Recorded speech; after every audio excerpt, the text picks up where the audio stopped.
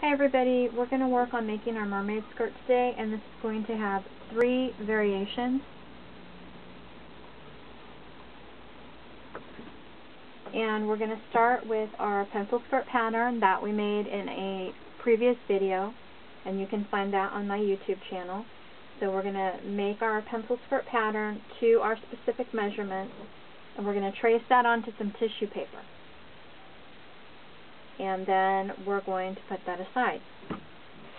So here I have a pattern that I have started, and here is the knee right here. We measured to the knee from the waist,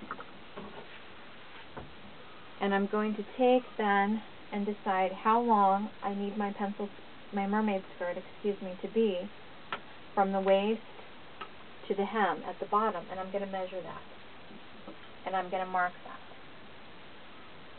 that. Then I'm going to take the length that is from the hemline at the knee to the hemline of the dress. In this case it's 14 inches. So the 14-inch mark, I'm going to come over here to the outer hip line of my pencil skirt original pattern, and I'm going to measure out 14 inches, and I'm going to mark it at the end. And then I'm going to go all the way around, just like when I make a circle skirt, and I'm going to mark this pattern all the way around. And that is going to give me my quarter of a circle skirt addition here on the regular pencil skirt pattern. So this is going to be tight all the way down until it comes out, and it's going to make this flare. Now, because I don't like this right angle that was created here by adding on our quarter of a circle skirt, I want to make a gradual incline coming up. I just took a plate and I drew right there, made the curve coming up.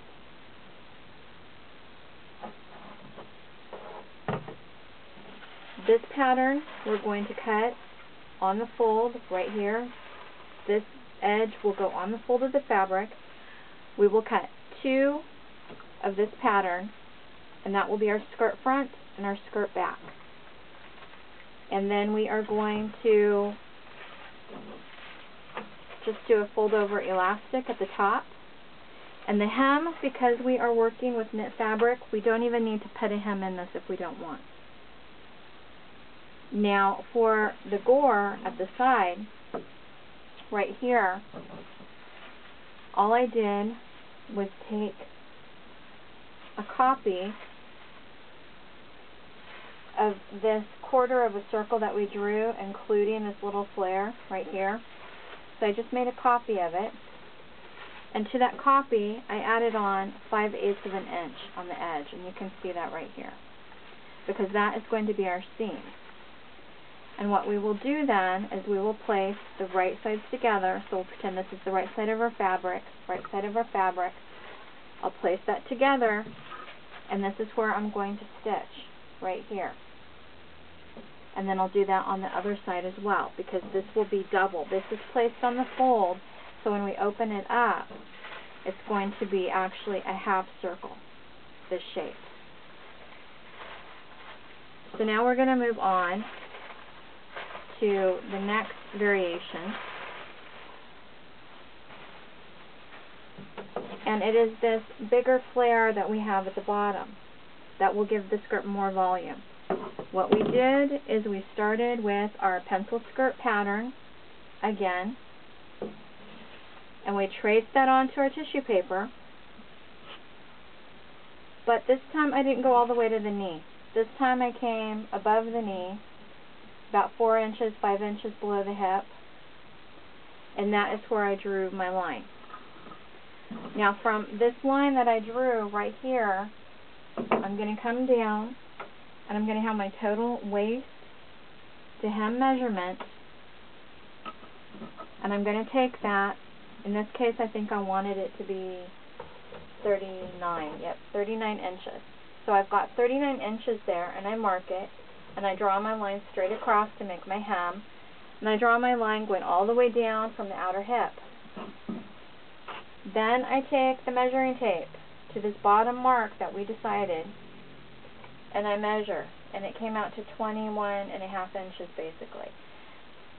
So I go over to the outer hip again, where we make this line right here, and that is going to be my starting point. I come down and I mark that, and I work my way all the way across.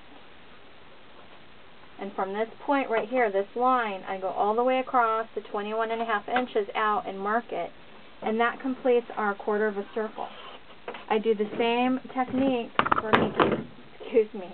for making this curve coming up with the plate, because remember, we do not want this drastic right angle here.